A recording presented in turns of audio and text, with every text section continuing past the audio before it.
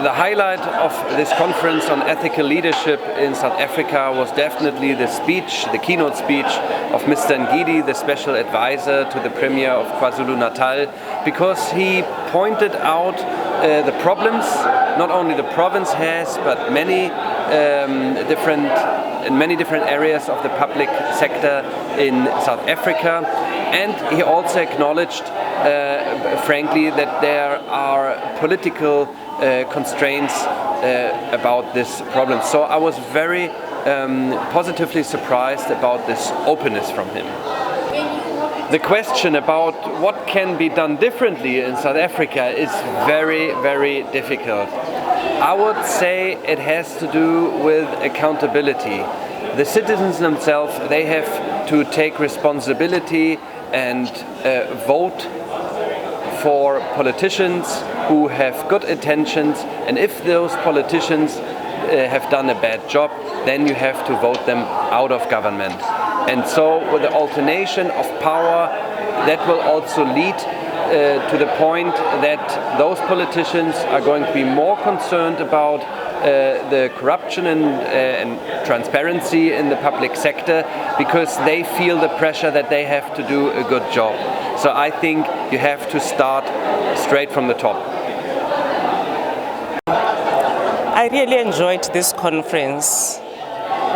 It is quite clear that DDP has embarked on this journey to try to bring awareness of what good governance and ethical leadership is about.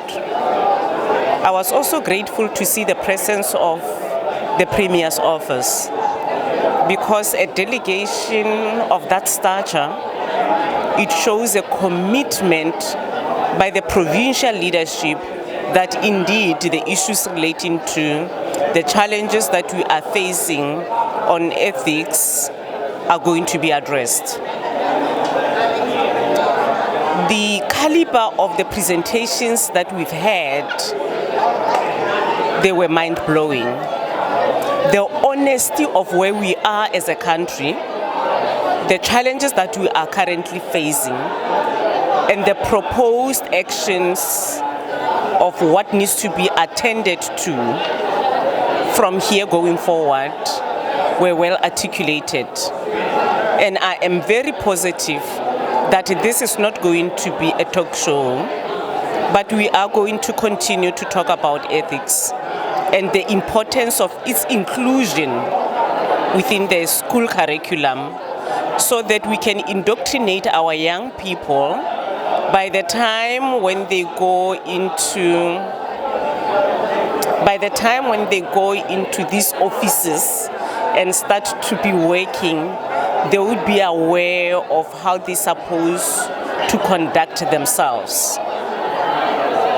And lastly, I would like to also thank the likes of Prof. Reddy for having put together such a tremendous team of people who came from various backgrounds, but singing from the same hymn to say, let's do things in an ethical manner.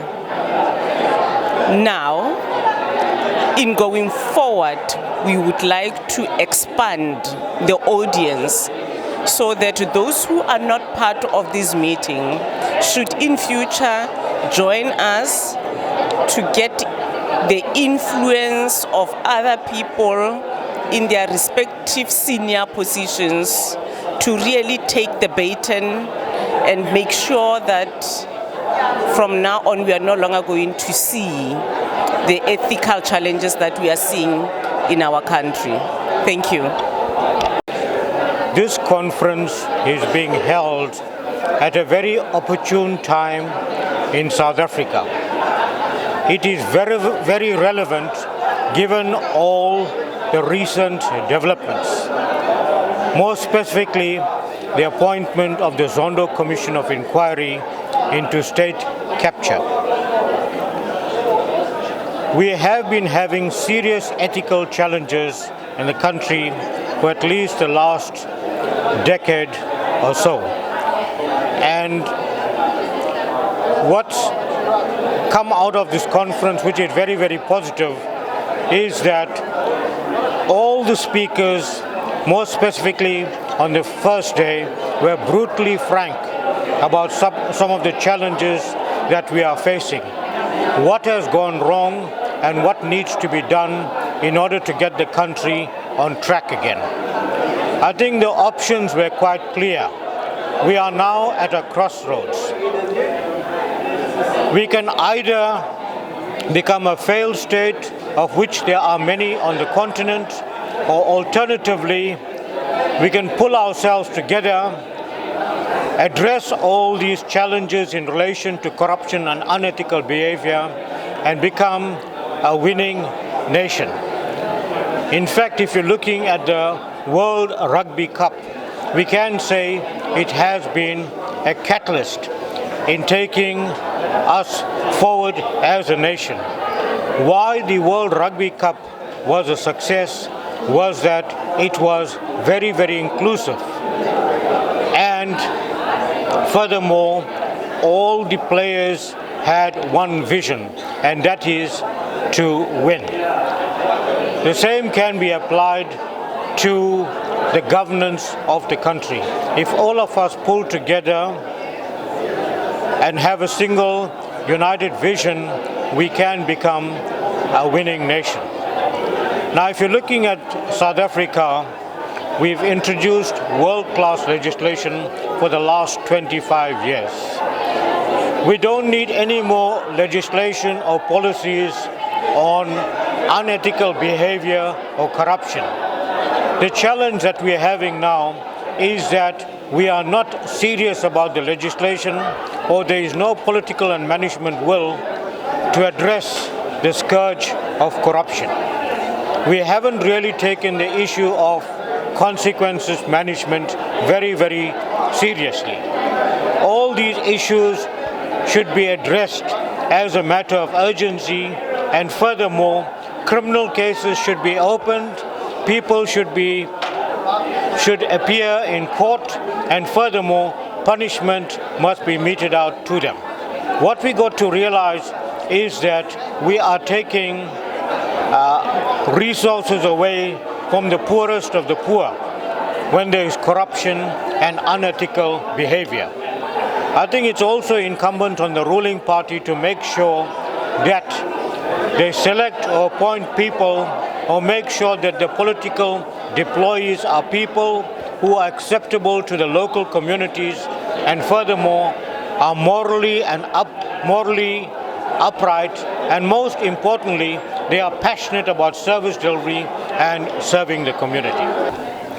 I think what has been refreshing for me in terms of this particular conference around ethical leadership is that both government officials as well as academia have not been shy or reserved to speak out about what the actual issues are that are happening within the local government sphere as well as the national government sphere. People seem to be getting fed up with what is happening, people seem to be frustrated, people seem to be angry, and within government and academia we are seeing people that are wanting to actually change the status quo and move away from what has become the norm within South Africa over the last 25 years.